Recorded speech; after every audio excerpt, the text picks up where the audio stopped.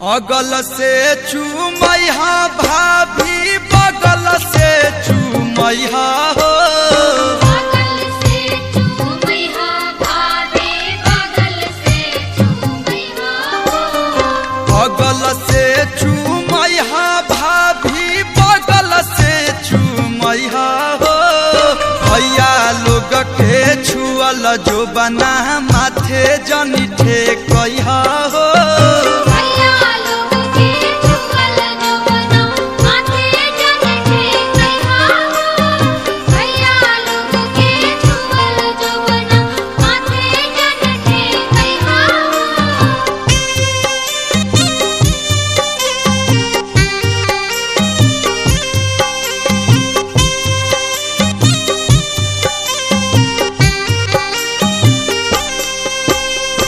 अगल से चूमैहा मामी बगल से चूमैहा हो।